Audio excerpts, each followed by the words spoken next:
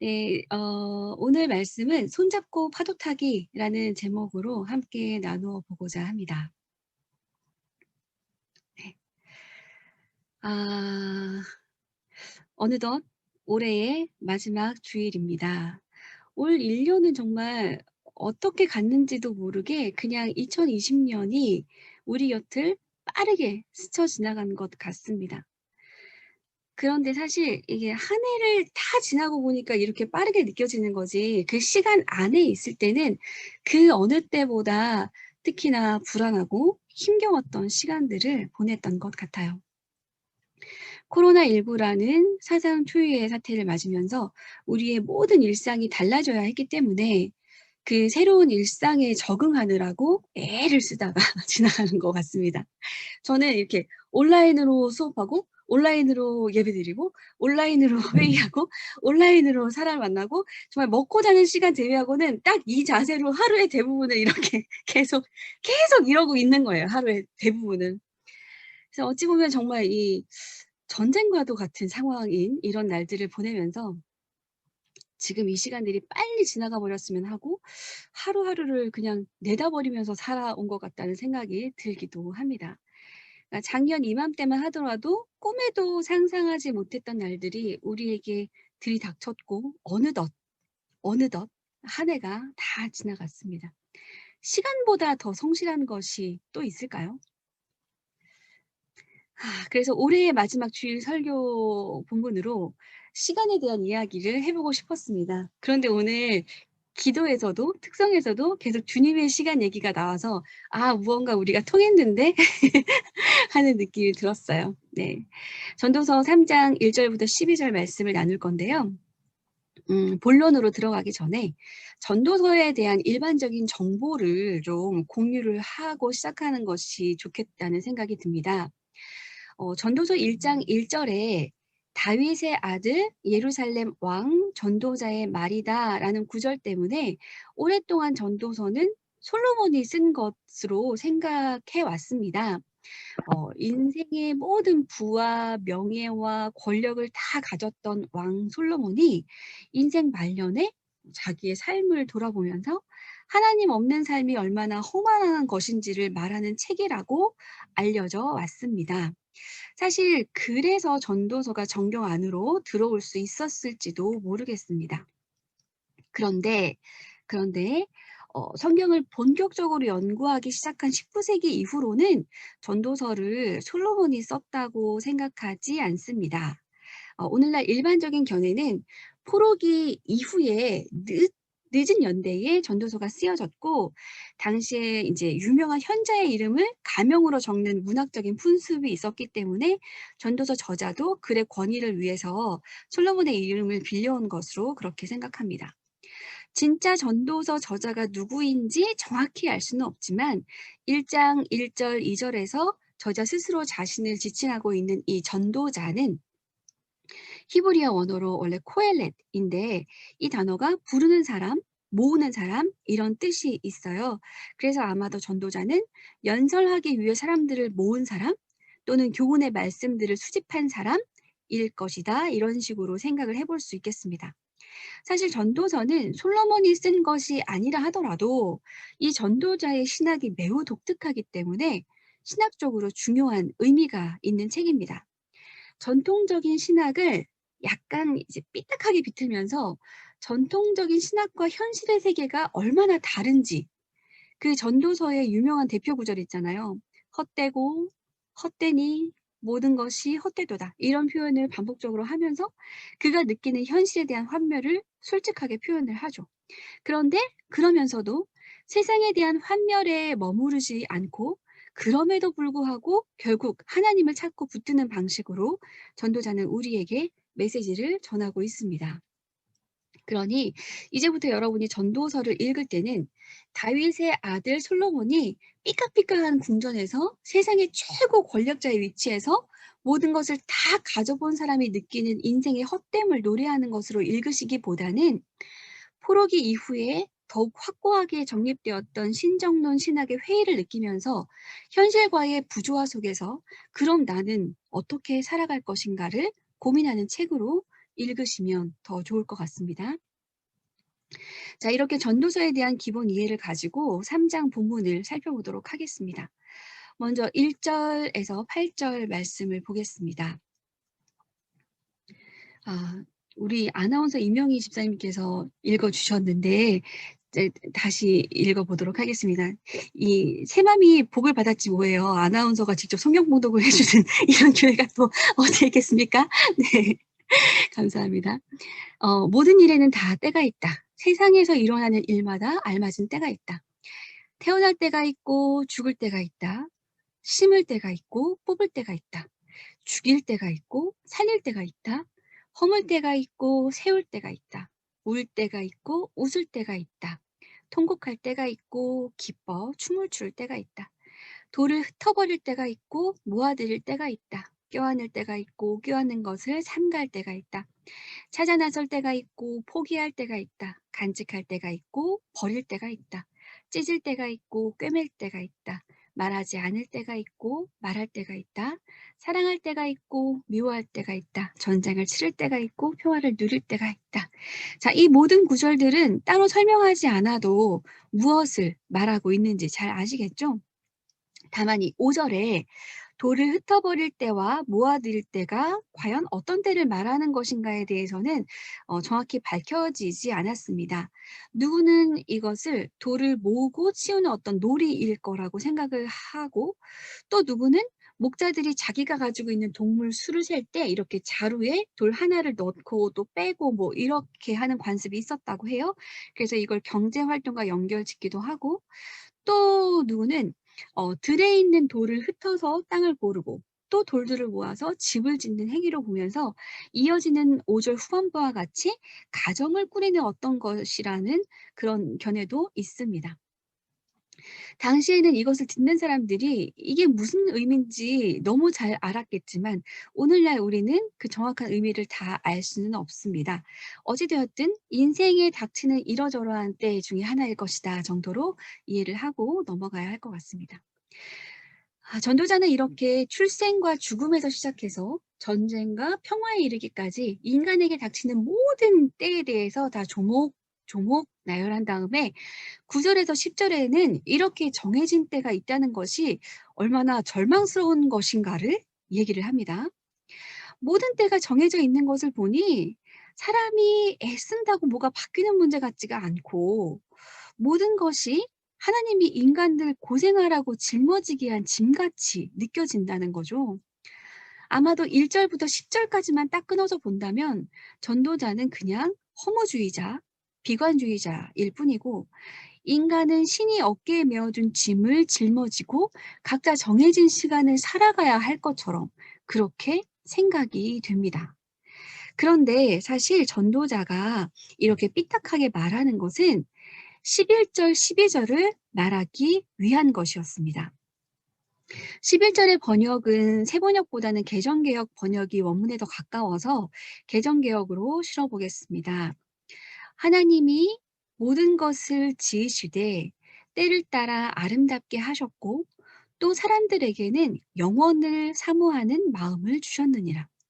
그러나 하나님이 하시는 일의 시종을 사람으로 측량할 수 없게 하셨도다 라고 말하고 있습니다. 전도자는 그냥 정해진 대로 흘러가는 그 시간 속에 하나님의 시간이 있는데 인간은 그 하나님이 하시는 일을 결코 다 알 수는 없다고 결론을 내립니다. 그러면서 고생스럽고 하나님의 뜻이 무엇인지 잘 알 수 없는 삶 가운데에서 우리가 할 수 있는 가장 최선의 것은 기쁘게 사는 것, 살면서 좋은 일을 하는 것, 그것이라고 말하고 있습니다. 여기서 기쁘게 사는 것은 어떤 의미일까요? 재밌게, 즐겁게, 인생을 즐기면서 요즘 말하는 욜로족처럼 살라는 뜻일까요? 응? 무슨 뜻일까요? 바로 뒤에 이어지는 13절에서 사람이 먹을 수 있고 마실 수 있고 하는 일에 만족을 누릴 수 있다면 이것이야말로 하나님이 주신 은총이다라고 말하고 있어서 지금 전도자는 오늘을 충분히 누리자고 말하는 것으로 보이기도 합니다. 그래서 실제로 많은 사람들이 전도서를 까르페 디엠의 책이라고 말들을 합니다.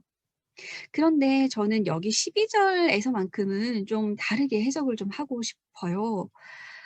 기쁘다라는 동사는 히브리어로 사마흐라는 단어인데, 이 단어는 시편, 잠언, 전도서에 집중적으로 나오거든요.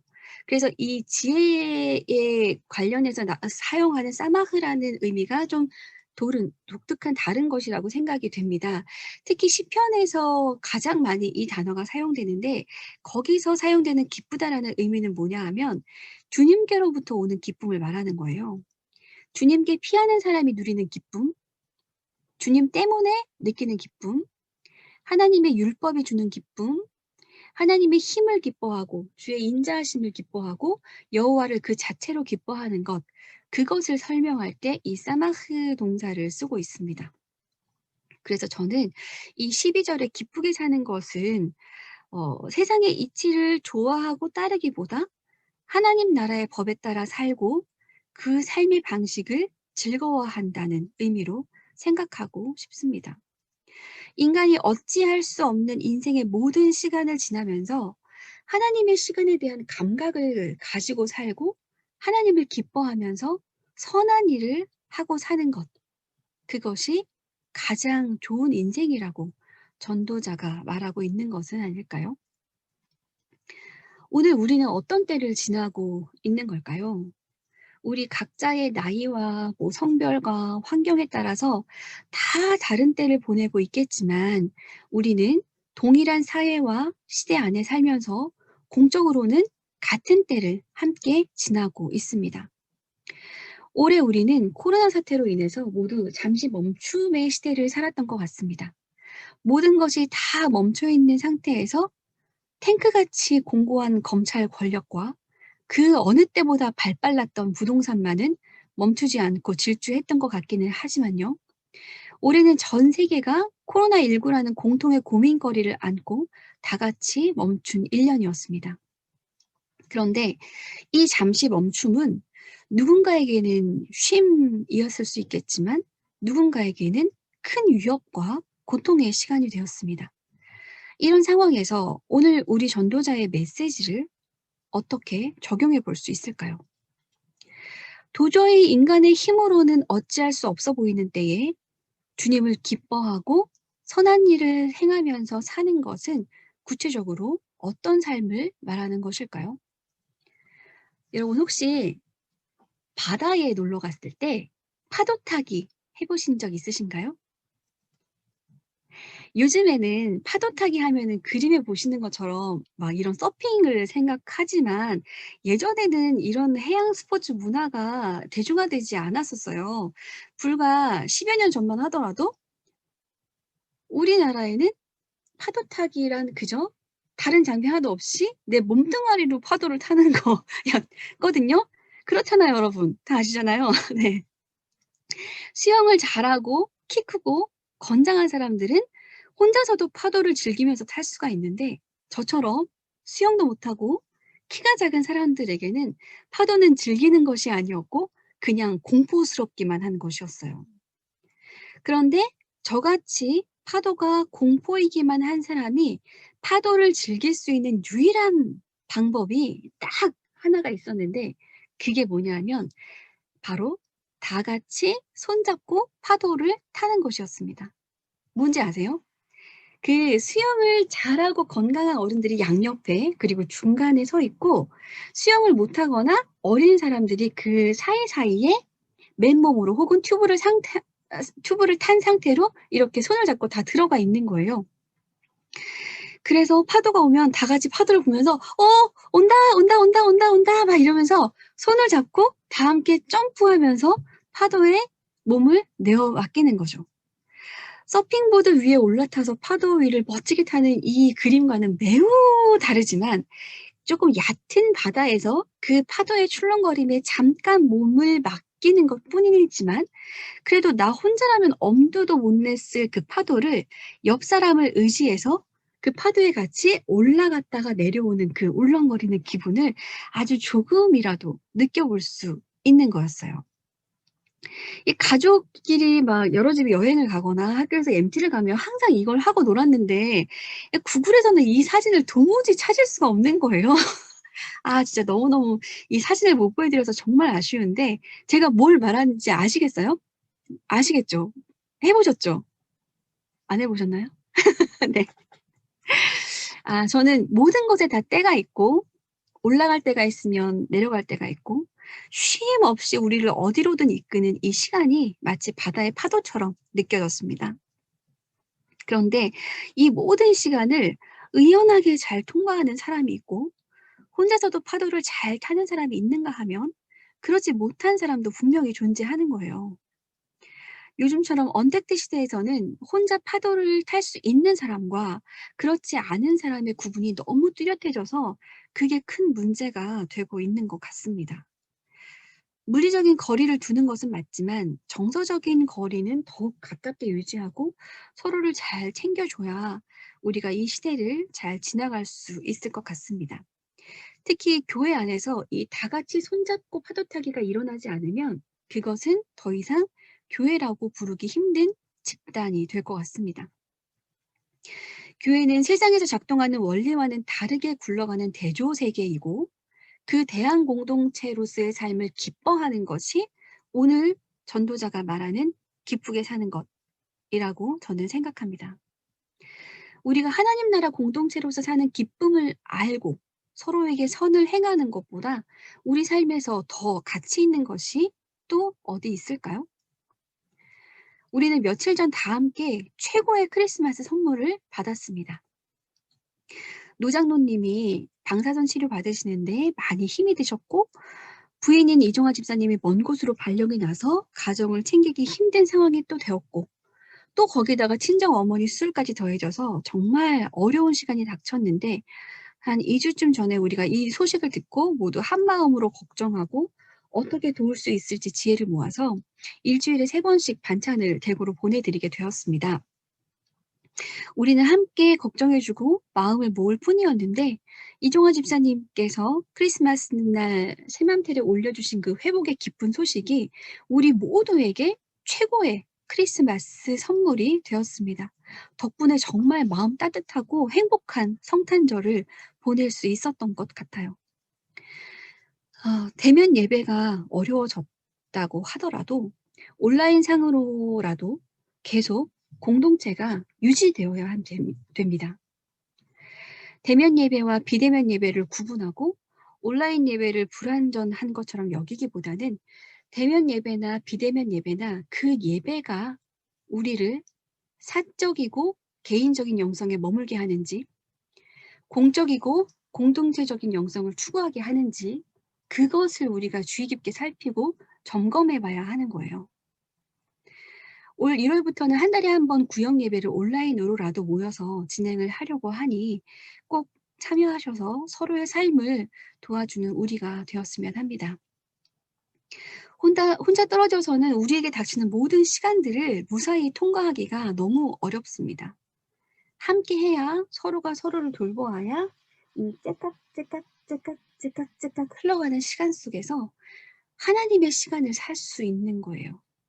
그리고 슬픔 속에 감추어진 그 기쁨을 공동체 안에서 발견할 수 있는 겁니다. 전문가들은 내년 경제 상황이 올해보다 더 힘들지도 모르겠다고 합니다. 수영을 잘하든 못하든 키가 크든 작든 다 같이 손을 잡고 파도를 맞이해 보면 좋겠습니다. 어쩌면 모든 사람들은 이 세상에 태어나는 모든 사람들은 그 다 함께 손잡고 파도 타기를 하기 위해서 이 세상에 태어났을지도 모르고 그 파도 타기를 얼마나 잘 즐겼는가가 인생의 성적표일 수도 있겠습니다. 나중에 주님이 우리를 만나면 우리한테 그렇게 물어보실 것 같아요. "너 파도 타기 재밌게 잘 하고 왔니?" 이렇게 물어보실 것 같습니다. 교회 안에서 그리고 교회 밖에 세상에서도 우리가 혼자 파도를 잘 탈 수 있다고 혼자 있지 말고 그리고 내가 그 손잡는 대열에 합류하는 것이 민폐라고 느껴져서 따로 있지도 말고 그냥 누구라도 다 같이 손잡고 파도를 잘 타면서 오르락내리락 하면서 이 세상을 주님의 법을 발견하며 즐겁게 기쁘게 잘 살아보았으면 좋겠습니다. 함께 기도하겠습니다. 사랑의 주님, 오늘 전도자는 모든 것에 정해진 때가 있고 인간이 그 정해진 때를 어찌할 수 없다고 말을 합니다. 그러면서 우리가 할 수 있는 것의 최선은 그 시간들 속에서 주님을 발견하고 하나님 나라의 법을 즐거워하고 기뻐하면서 그 안에서 서로에게 선을 행하며 사는 것이라고 말합니다. 주님, 우리는 혼자 따로 살아갈 수 없습니다. 그것은 주님의 뜻이 아닙니다. 우리가 함께 손잡고 파도 타는 법을 알게 해주시고 그 안에서 기쁨과 자유를 맛보게 해주십시오. 고통 가운데에서도 서로에게 기쁨과 위로가 되는 공동체가 되도록 저희를 가르쳐 주시고 이끌어 주십시오. 사랑이신 주 예수님의 이름으로 기도드렸습니다. 아멘.